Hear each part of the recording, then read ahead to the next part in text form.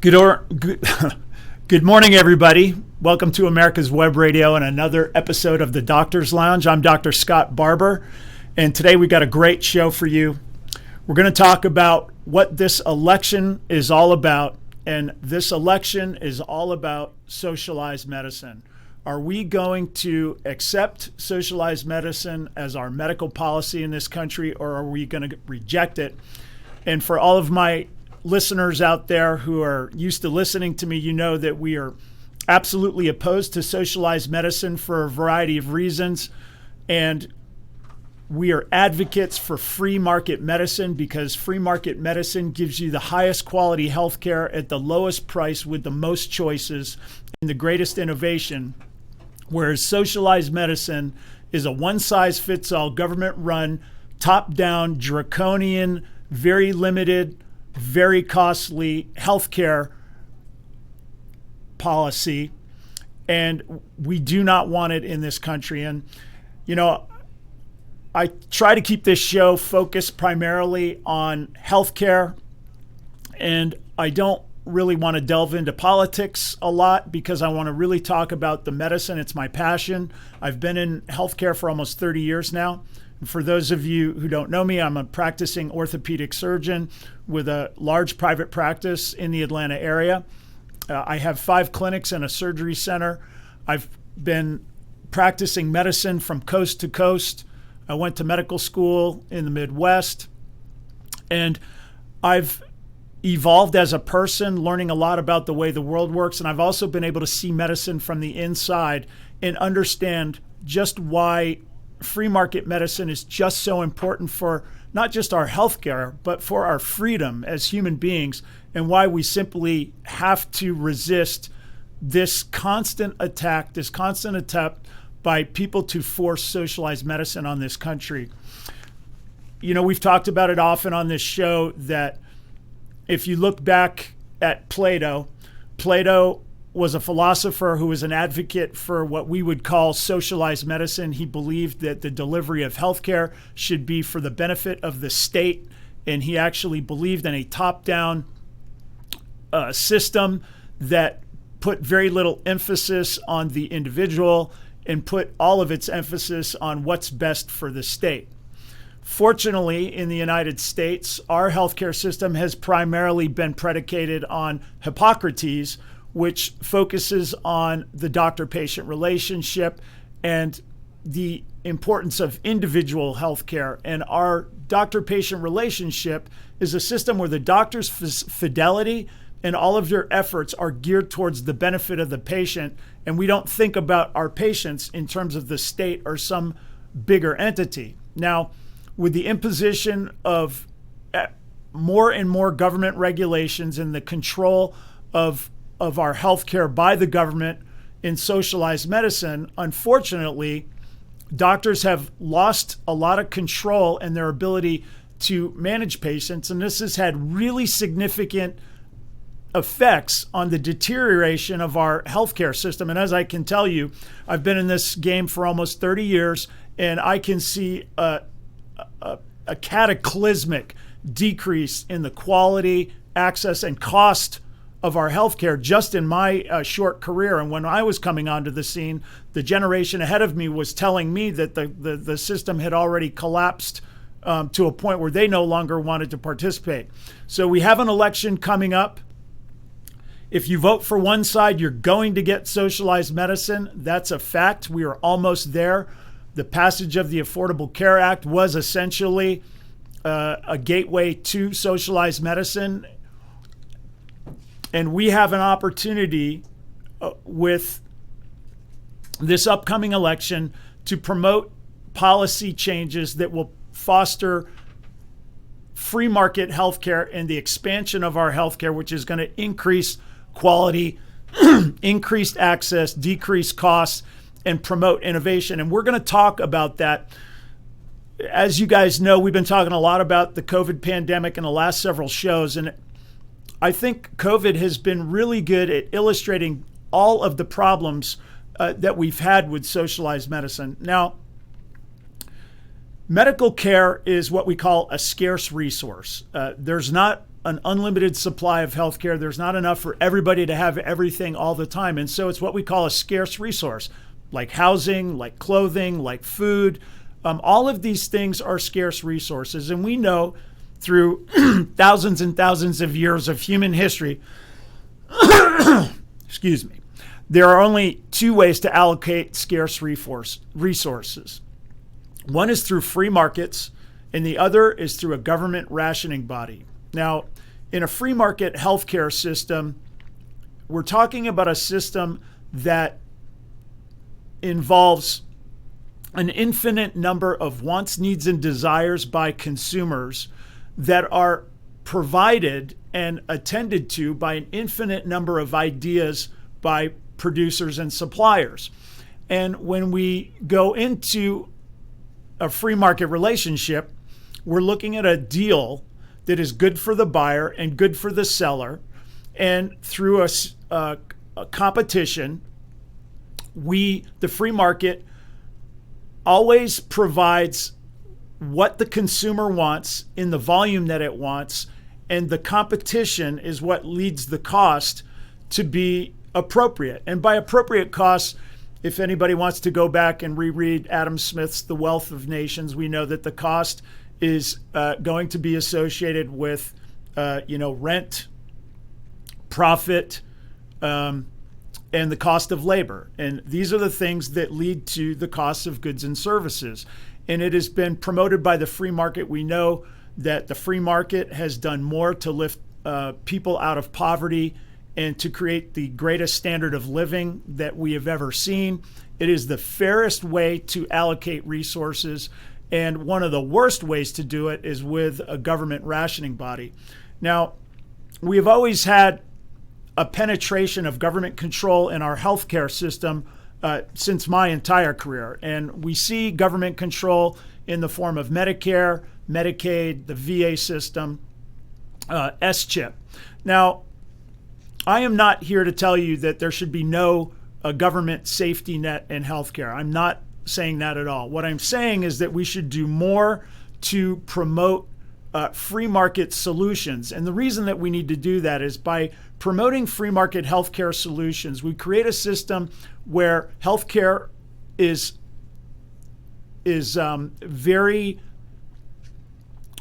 expansive. There's lots of different options, and the prices are low. And it creates a system where the most people are able to provide for themselves in terms of healthcare, and it leaves the smallest number of people that need a safety net. The problem is we have allowed our safety net to grow so much that it has essentially pushed out any form of free market. Now, I'm fortunate in my practice that I have a largely free market practice, and there are a variety of reasons why I've been lucky to escape. A lot of it has to do with the amount of time that I've been in the game. I was also, a lot of times people will tell me one of the dumbest things I ever did was right when I came out of training with no business experience, I started my first practice.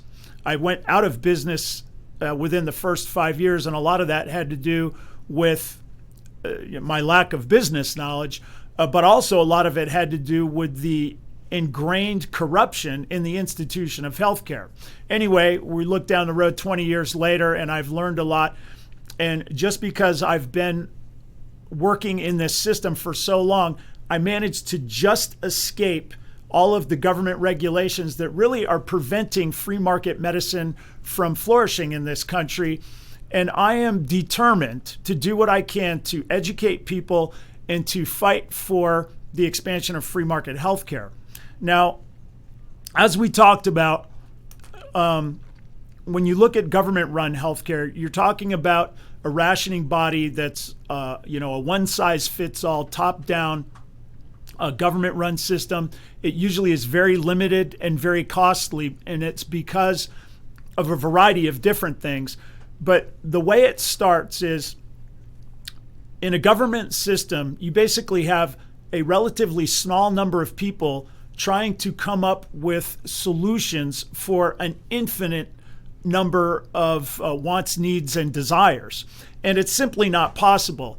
If you refer to Friedrich Hayek's The Road to Serfdom, he talks about that an economy is an infinite number of people, their wants, needs, and desires couldn't possibly be managed and supplied by a small number of people, not one person and not even a small group of people. It requires a market. And just to kind of put it in perspective, my offices are in Atlanta, and I'm an orthopedic surgeon. I've been practicing for 30 years. And there are so many things that are unique to orthopedic surgery, to the area of Atlanta, to the patient population that I have learned just through the practice of medicine. I mean, there are things, and it's not just me, all doctors. There are things that I know. It's really all of people in any endeavor.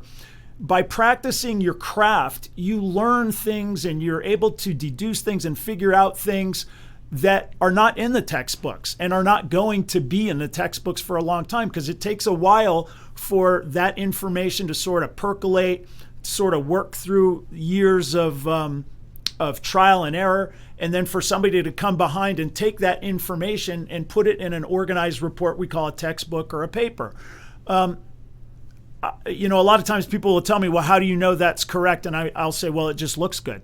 And they'll say, well, explain it to me. And it's difficult, right? It's the analogy that we often give is, describe to me a pretty girl. Well, I can't really tell you what it is, but when I see it, I know what it is. Healthcare is a lot like that. Now, a government-run body simply cannot do that. They make decisions that are often based on politics. And the reason is the money is coming from the government, and meaning from the government, mean the government confiscates it from the citizens. So the tax base gets their money confiscated. That money is then filtered through a government body that then decides which categories of medicine deserve resources. And those decisions are often made by people that go to the government officials and oftentimes influence them with campaign contributions and other things to have the government see things in their favor. And so what you get is a certain class of people or class of businesses that curry favor with government officials that influence them to ration resources in one direction and away from another one. And let's use something that happened in COVID to sort of illustrate this point. We have this pandemic hit, COVID-19. Obviously, everybody's aware of it.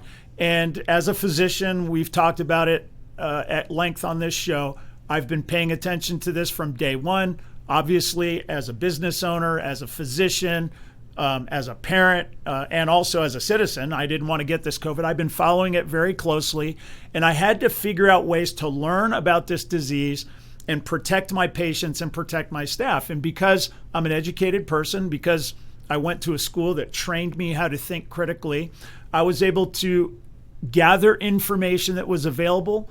I could look at research that was going on in Italy early on to discover right away that COVID-19 was affecting primarily older people with comorbid conditions, and that younger people were largely had a very small risk of dying from this. And this became obvious to me almost immediately. But the politics of this problem immediately took over. And I started to notice right on that when I was becoming aware that this disease was affecting people in their 70s and 80s, primarily with comorbid conditions, and was sparing younger people, and in our school-age children was sparing them so much so that our kids have a 5-time less chance of dying of COVID than dying of typical influenza, the media was not giving us that information. And you have to ask yourself why. Well, there's a medicine called hydroxychloroquine. And for those of you who already know this story, forgive me. But for those of you who don't know, hydroxychloroquine is a medication that's been FDA approved for 65 years.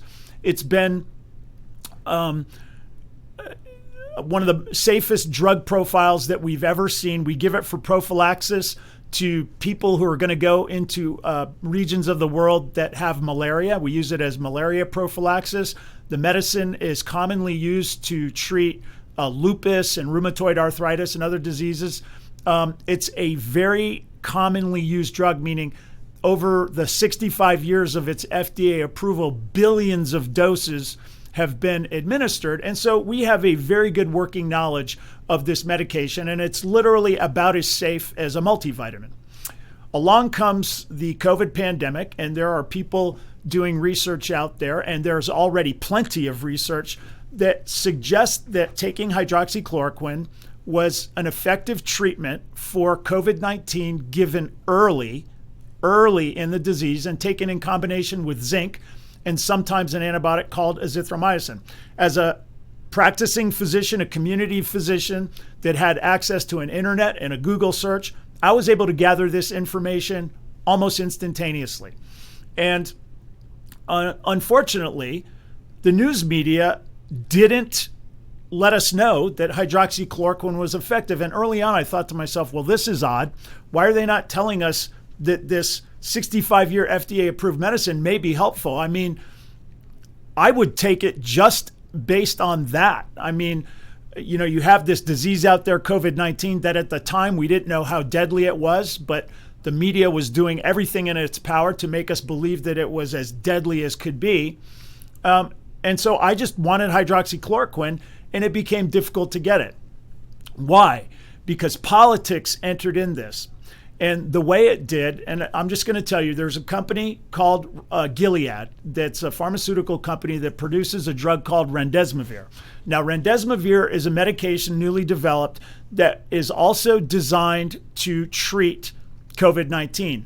There's one study that shows a slight decrease in hospital stay. So not a great study. There are over 50 studies that are very good, high quality studies that show the efficacy of hydroxychloroquine, and yet the government won't let us use that. But this remdesivir, with the one study, was promoted.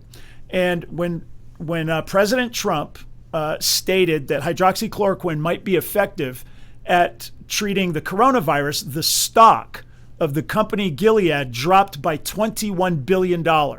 Now, we're not going to get into whether or not you believe me or if you think these things are related. What I'm trying to do is illustrate the point. Remdesivir is not a generic medicine.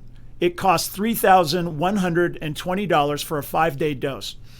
Obviously, this company, Gilead, has a vested interest in not having hydroxychloroquine be effective, because hydroxychloroquine is a medication that is, it's very safe. It's been around for a long time, and it's cheap. It's $20 for a course of treatment versus $3,120 for a course of remdesivir. And so what happened? Well, what we saw was fake data was provided to the New England Journal of Medicine and the Lancet, the number 1 and 2 most respected medical journals in the world. They published these studies that said that hydroxychloroquine was not only ineffective, but that it was dangerous. Based on these 2 studies in the New England Journal of Medicine and the Lancet, the World Health Organization immediately stopped all testing on hydroxychloroquine. The CDC came out against hydroxychloroquine. The FDA revoked its emergency use authorization for hydroxychloroquine. This then allowed blue state governors a predicate to basically ban the use of hydroxychloroquine. Most doctors who are employed by hospital systems were told by their hospitals that they would not be allowed to prescribe hydroxychloroquine. And so based on these 2 fake, phony studies published in the New England Journal of Medicine and the Lancet, hydroxychloroquine was ostensibly removed from the marketplace. And people in blue states were simply unable to get hydroxychloroquine. Now, again, I'm not here to litigate whether or not you believe this. What I'm trying to do is show you the illustration of how this works. When the government controls your health care, the government controls the dollars. They also can be, for lack of a better word, we speak plainly on this show, they can be bought off. There's no way that the New England Journal of Medicine and the Lancet got this fake, phony data published and by their peer review process by accident. This had to be some sort of pay for play. Now, I don't have proof of that, but I can just tell you that I've published scientific research over the years. I know many people have. If you've published scientific research, you know how very difficult it is. The peer review process, especially at the number 1 and 2 medical journals on the face of the earth, is incredibly rigorous. So the fact that these 2 studies were published based on fake, phony data, and just to close the loop on that, what happened was smart doctors out there like Dr. James Todaro in California realized, as did I and others, when they were reading these papers in the New England Journal of Medicine, that they didn't pass the smell test. There were just so many things about it that couldn't possibly be true. And when independent parties demanded to see the research data produced by this company, Remdesivir, they simply couldn't produce it. And the reason was because they didn't have it. It was made up stuff. And so the New England Journal of Medicine and the Lancet had to retract their studies. Now, you might say, okay, well, he got retracted. Yeah, but the damage is done. In fact, we still don't have free use of hydroxychloroquine in the country because of the way the government got involved in this. And they based it all on these fake, phony studies.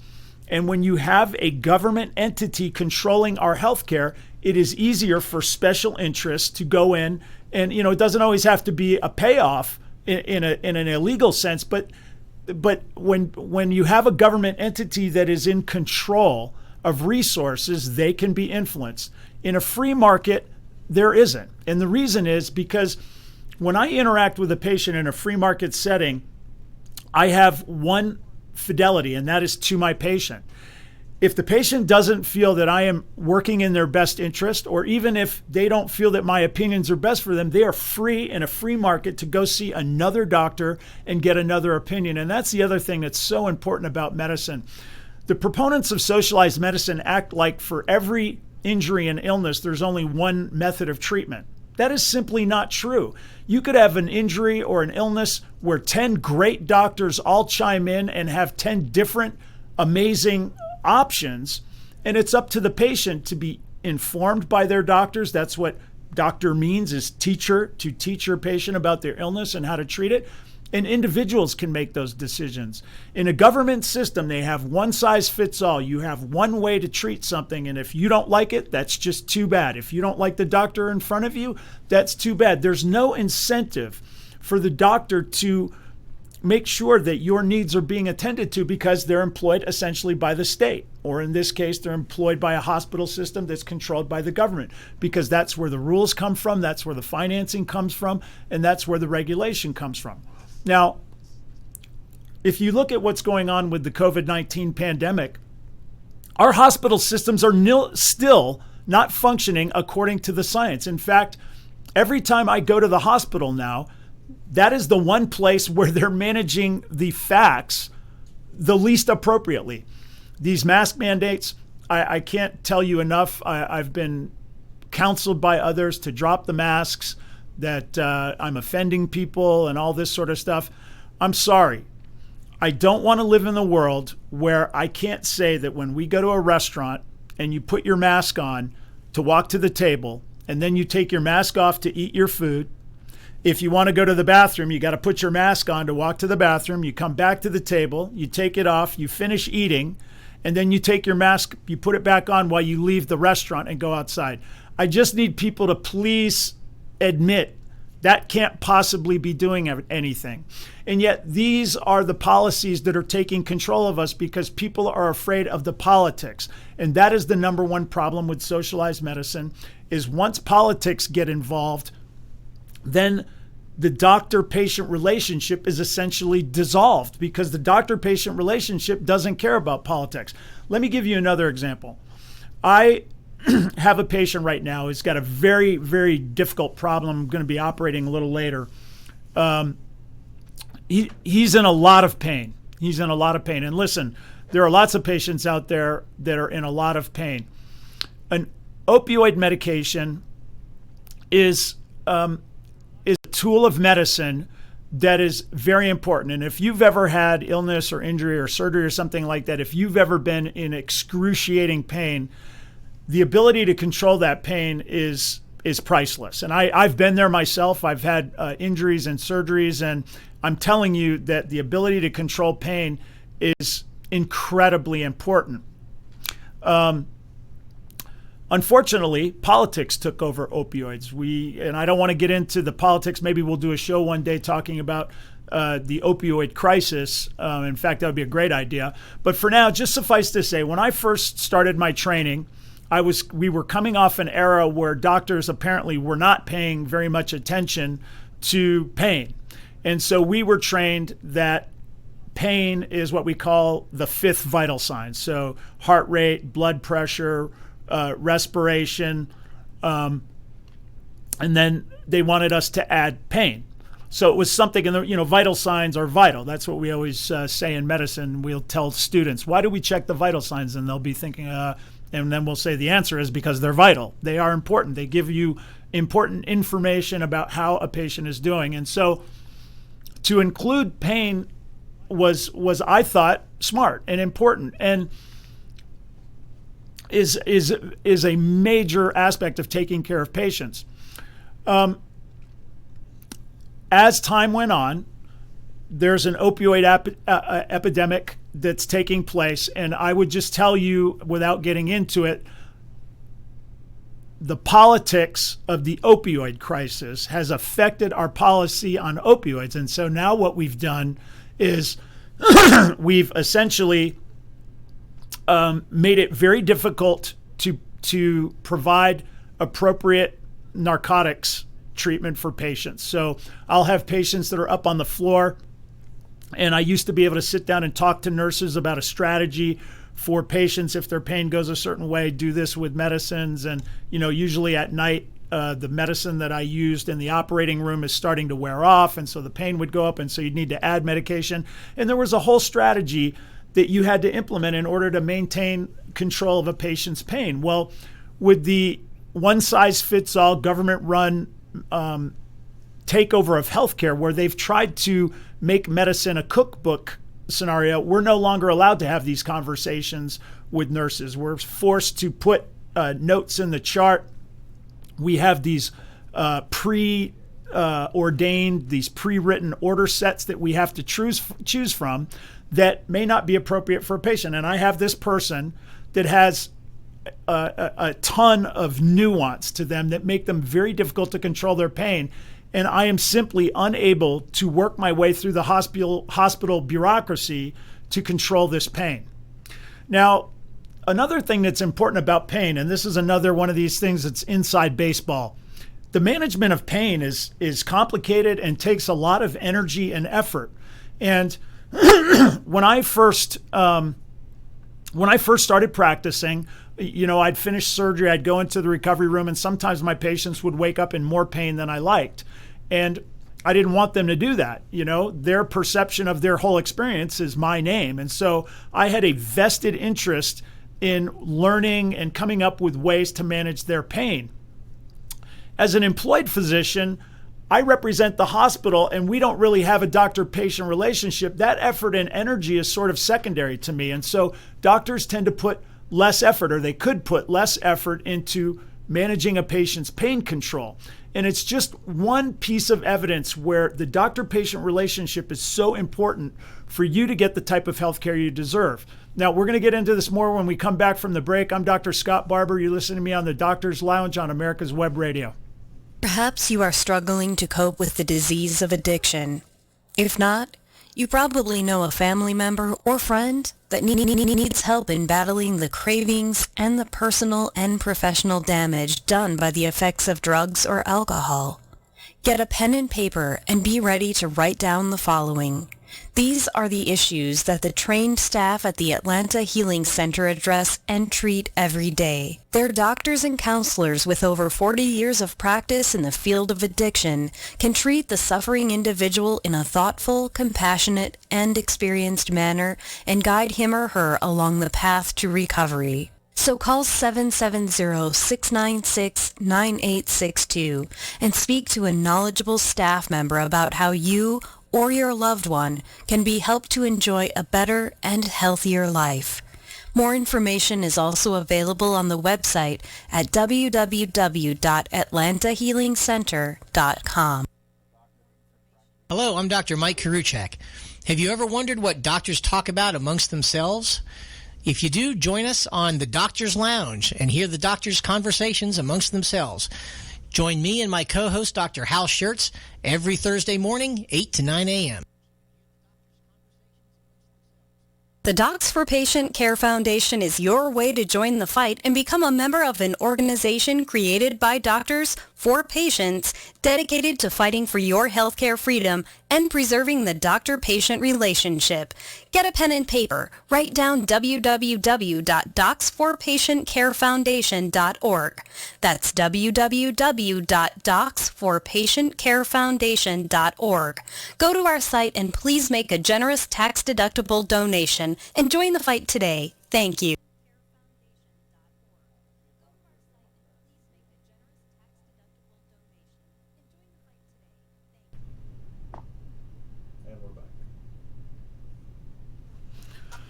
Welcome back, everybody, to America's Web Radio. You're listening to Dr. Scott Barbour on the Doctor's Lounge, and today we were talking about socialized medicine versus free market medicine. Right before the break, we were talking about one of the problems with socialized medicine is that the government controls everything, and it's a top-down, one-size-fits-all system that is not very attendant to the needs of the individual. And more importantly, government-run healthcare is very influenced by politics. And once politics gets involved, our medicine gets ruined. And what we were talking about is the opioid crisis and how the opioid crisis has become political. There are a lot of political influences on how we talk about and use opioids. And the practical ramifications of this political influence on opioids is it's made really difficult for doctors to manage patients' pain. And I'm just telling you that there are patients out there, and for those of you out there, patients that are in chronic pain management or that have been to an emergency room or something with a very serious injury and you haven't been adequately treated for your pain, this is largely because of the influence of politics on our medical policy. Now, I've now in the last few years in this effort to attack the opioid crisis and to solve the problem, which, by the way, I totally disagree that the way they're attacking it is appropriate. They're going after people who are using doctor-prescribed narcotics when, in fact, the opioid crisis is really coming from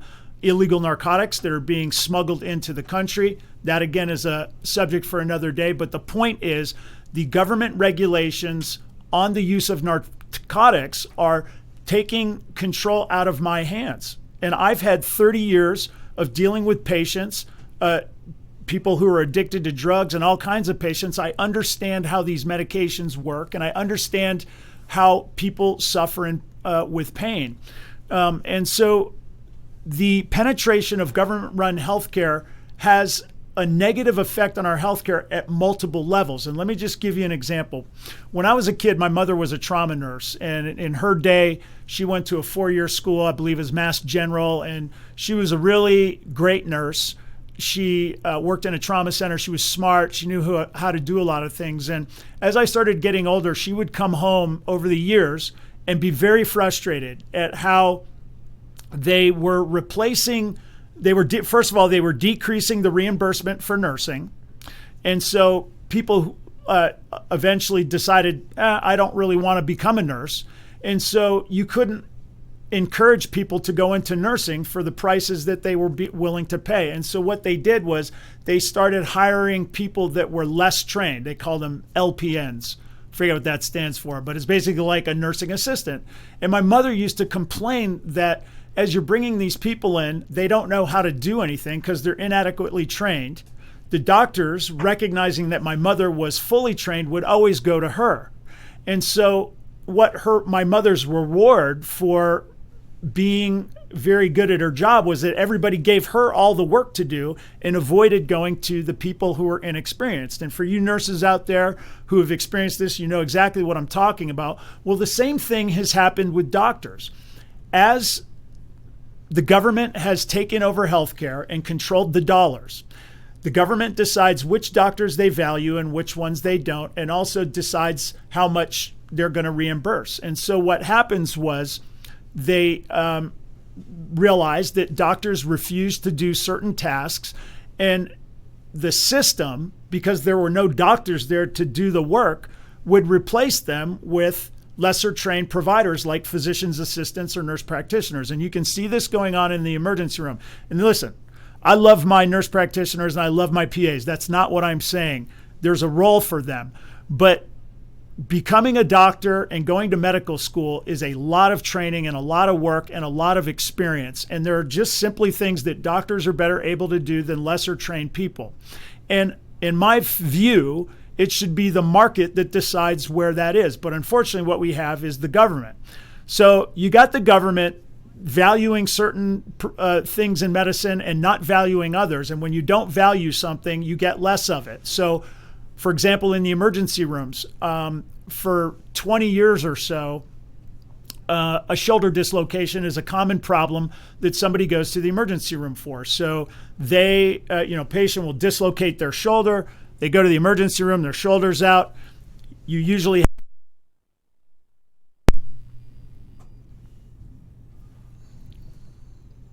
Am I back? Yep.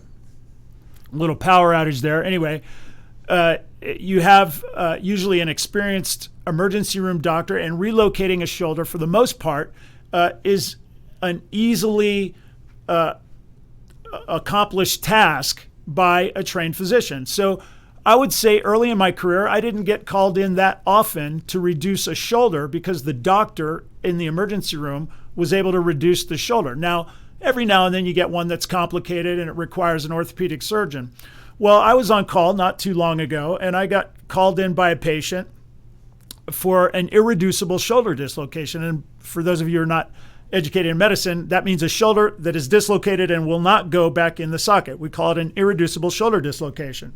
So I come in to see the patient, and I want to say it was probably 9 or 10 o'clock at night on a weekend.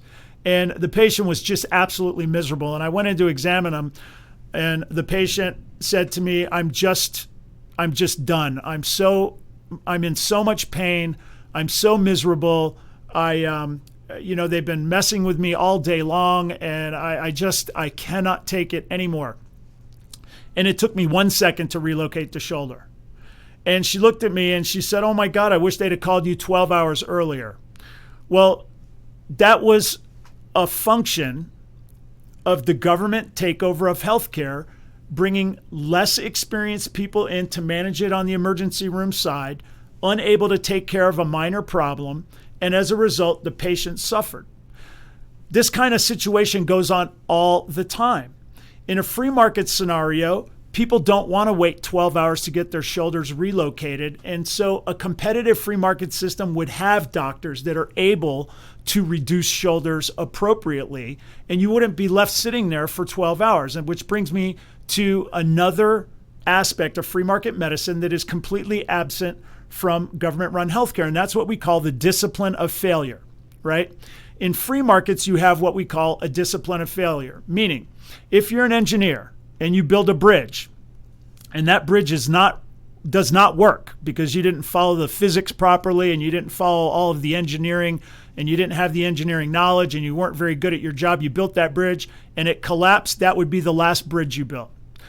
In government, they don't have the discipline of failure. They'll just keep building bridges that just keep collapsing, and they'll just get more money, more time, and they'll probably develop a new agency to oversee building. And you get this waste of money that does not give you any increase in the quality of your product. And a lot of people realize the last election, presidential election, was predicated on what we call the Forgotten Man. Now, the Forgotten Man is a book written by Amity Shales, a great author, about the true history of the Great Depression. And the Forgotten Man is basically, the way our history books nowadays, at least, like to teach the Great Depression and FDR's management with this government penetration, was that, FDR sort of got us out of the Depression by imposing government agencies to confiscate money from the tax base and redistribute it as they see fit. And what they left out was, sure, you took money from somebody and gave it to another person, but what happened to the person who had that money taken from them?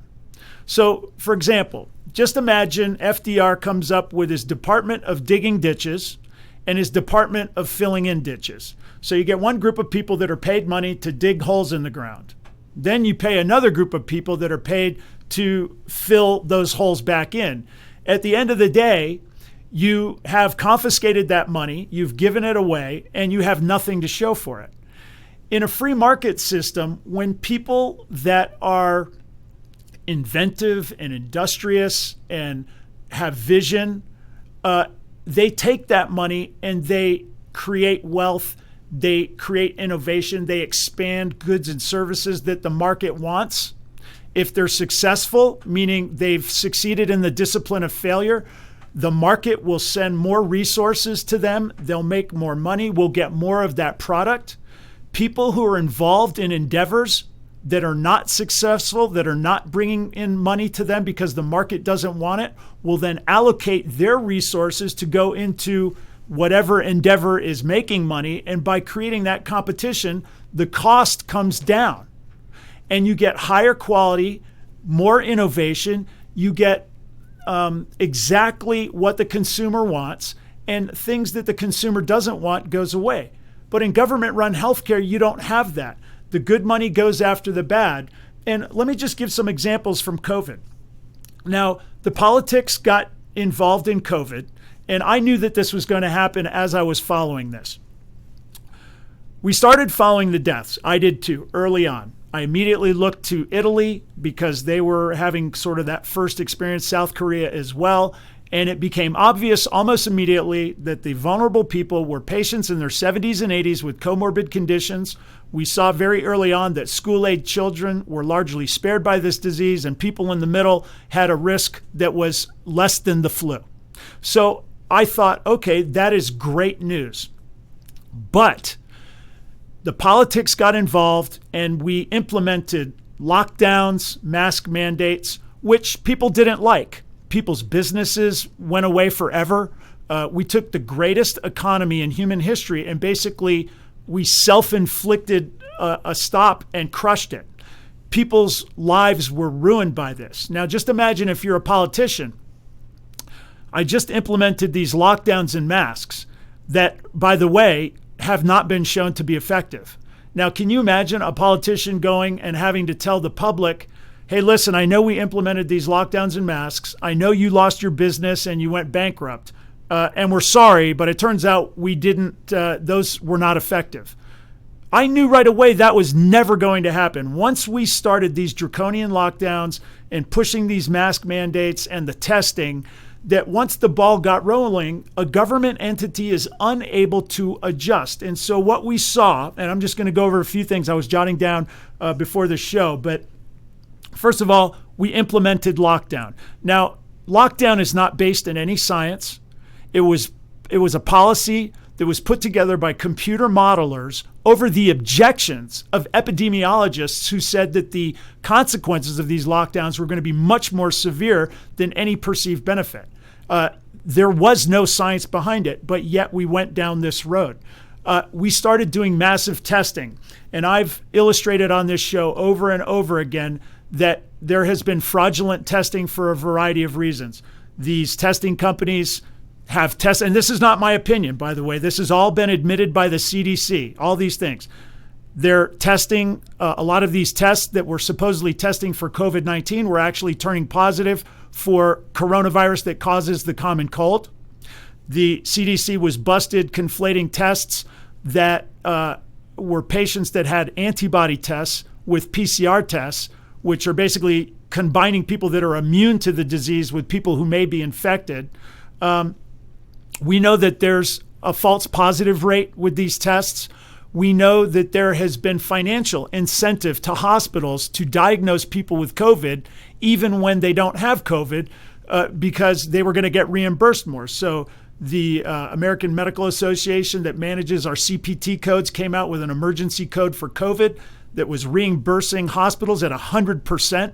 With no copay from the patient. And that's important because if there's no copay from the patient, then there's no complaint from the patient. And so for a while there, hospitals were getting reimbursed up to $76,000 a patient for a COVID diagnosis. The regulations specifically stated that COVID did not have to be the primary cause of the patient's admission. And you didn't even need a positive test to diagnose COVID. You just needed a suspicion.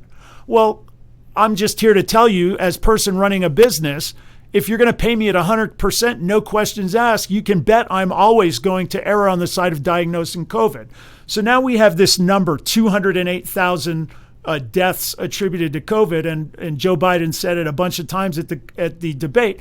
And I'm here to tell you this is absolutely ridiculous. We have no idea what the numbers are. The CDC just recently reported something like only 6% of those 208,000 had only COVID. Okay, only 6%. Now, I'm not saying only 6% of people of that of 108,000 were died because of COVID. What I'm saying is only 6% of them had only COVID. So what I am telling you is we have no idea the number of people that were going to die, whether they had COVID or not. We've already seen reports from John Solomon in Just the News and others that they were taking patients that died of gunshot wounds to the head, patients that died of Parkinson's disease and all kinds of other things, and attributed it to COVID. So we know that there's a lot of fraud in the counting. We know that politically, they took the numbers in April of patients who died in April and added them to the July numbers to create the illusion that there was a spike there. And you might ask yourself, well, why would they try and make it look like there was a spike of deaths in July? Well, this was when the blue state governors were implementing mask mandates and lockdowns, and the red states were opening up and not having mask mandates. And because politics got involved in our medicine, it became imperative that they show that the mask mandates and the lockdowns were effective and that they were saving people's lives, and that red states were being irresponsible and sacrificing lives for the sake of opening the economy. And it was all a fraud.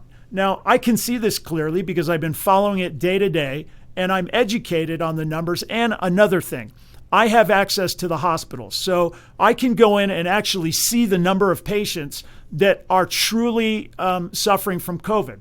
Now, just to kind of put this in perspective and how important this is, we know that the CDC has already said that the mortality rate is something like 0.026%, which is about a Hong Kong flu level, meaning it's at a level that we've seen before, and it's certainly not a death sentence. In fact, we know that if you're in your 70s and 80s, you have a 94% chance of surviving if you get infected. So that means people in their 70s and 80s are still unlikely to die of COVID, but they're most vulnerable. And if you're younger or school-age children, you have less risk of dying of COVID than you have of dying of influenza. Now, I'm asking you guys, before the pandemic, how many of you walked around terrified of the flu? I certainly didn't. Now, we know that in 2018, supposedly 80,000 Americans died of influenza. Well, if you're looking at 100 or 208,000 and we were to cut that by half, and trust me, the fact that these numbers could be inflated by half would not surprise me at all. And the reason that I'm making this educated guess is I've been treating patients now for coming up on 8 months, and I see what's going on. And we are not seeing these massive deaths that the media is continually trying to portray.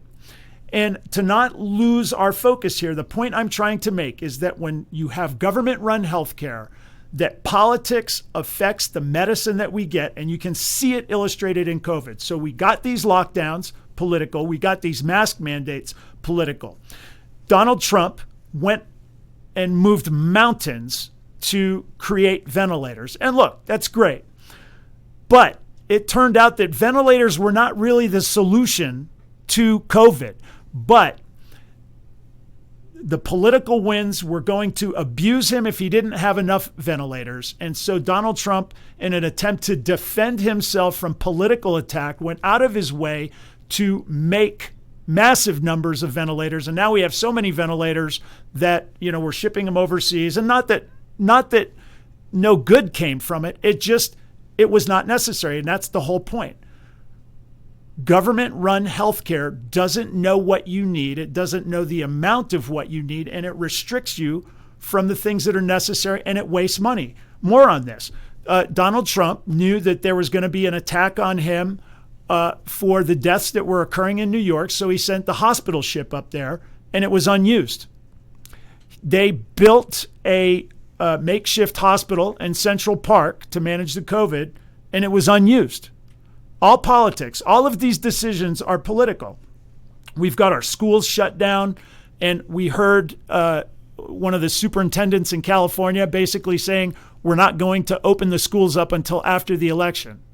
So you can see we have our medical care being dictated by politics because we have so much government penetration in our healthcare. And if we were to get Medicare for all, you would see a complete loss of control of your medicine. I mean, as it is, our control of our healthcare is already so controlled by government that we really don't have a whole lot of choices. The people that want to switch us over to government-run healthcare are doing everything in their power to make you believe that you still have choice, but you really don't. We have a few insurance companies. We all know who they are, right? Blue Cross, Blue Shield, Aetna, Cigna, Humana. Why do we only have so few? Well, there are regulations both at the government level and the state level that prevent competitors from coming into the marketplace. And that's why when you go to your job, they basically have one or two plans for you to choose from, and they're not great. I have the same problem at my office. I'm trying to provide my staff with the best possible health care, but I only really have one or two choices, and it's because of this government control that is preventing a marketplace from getting involved. And as a result, we have these massively high premiums and massively high deductibles for our Obamacare. And it's utterly ridiculous.